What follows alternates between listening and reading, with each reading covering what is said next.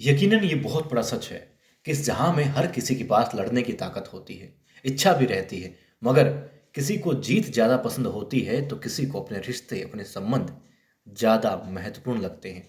और पुण्य श्लोक 11 शो में हम देख रहे हैं कि अब तक देवी अहिल्या के साथ में लग रहा था कि लड़ रही हैं गौतमाबाई सरकार, और लड़ा कौन रही थी? द्वारकाबाई साहिब। ऐसा नहीं है कि सारी बातें, ये सारी चीज़ें सिर्फ हमें दिखाई दे रही हो। ये चीज़ें दिखाई दे रही थी मल्हार राव सूबेदार जी को भी।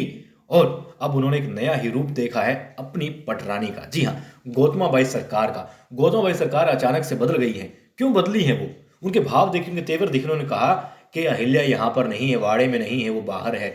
और उन्होंने कहा कि मैं इस हक से बात कह रही हूँ क्योंकि मैं इस मालवा की, इस राज्य की पटरानी हूँ और देवी अहिल्या की सासूबाई भी हूँ। इसलिए उनके ऊपर वो अपना हक जता रही हैं।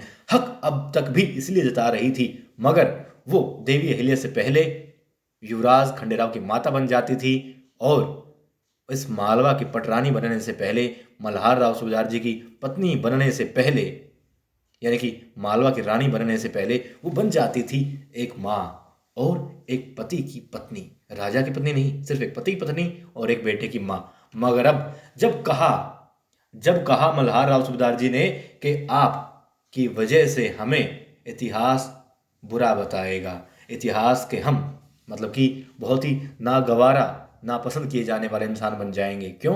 क्योंकि देवी अहिल्या बहुत लायक है। वो सूरज है और तुम उसे कोठरी में कैद करना चाहती हो।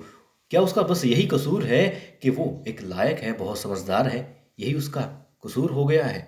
और कभी तो तुम सिर्फ युवराज की माँ बनने की बजाय, उसकी सासूबाई बनने की बजाय, इस मालवा की हमारी पटरानी बनने के नाते भी देखो, राज्य की तरफ भी देखो तुम। तब वो क्या कहती हैं। वाकई में वो बात जब कही थी, मुझे समझ में अब आई है देवी अहिल्या की सासूबाई को। और इसीलिए उन्होंने तेवर दिखाए हैं मल्हार राव सूबेदार जी के सामने, हरकूबाई के सामने, और कह दिया है कि मैं पटरानी हूँ मालवा साम्राज्य की, और क्या हूँ? सुनबाई की सासूबाई भी हूँ। वो हक जता रही हूँ, और इसीलिए इस वक्त देवी अहिल्या वाड़े से बाहर है। कमाल की बात है ना? समझ में आ गई। मगर समझ में क्यों आई? उनकी समझ में बातें इसलिए आई, एक तो मल्हार राव सूबेदार जी ने कहा था कि तुम हमें गुनहगार मत बनाओ इतिहास के, और मालवा की जनता के लिए आवश्यक है वो करने दो, वो होने दो। दूसरी बात ये कि हरकूबाई उनका साथ देती है देवी अहिल्या का, और हरकूबाई की नीयत कैसी है जानती है अच्छे से गौतमबाई सरकार। गौतमबाई सरकार खुद भी ढाल बनी रहती है अपनी सुनबाई की। और अब जो किया द्वारकाबाई साहेब ने, कि क्या कहा कि अब धन्ना सरदार ने जो वीरता दिखाई है, जो ताकत दिखाई है, जो काम किया है, उसके बाद तो अहिल्या की पूछ भी नहीं होगी, कोई पूछेगा भी नहीं। अहिल्या को धन्ना सरदार की वाह वाह हो जाएगी।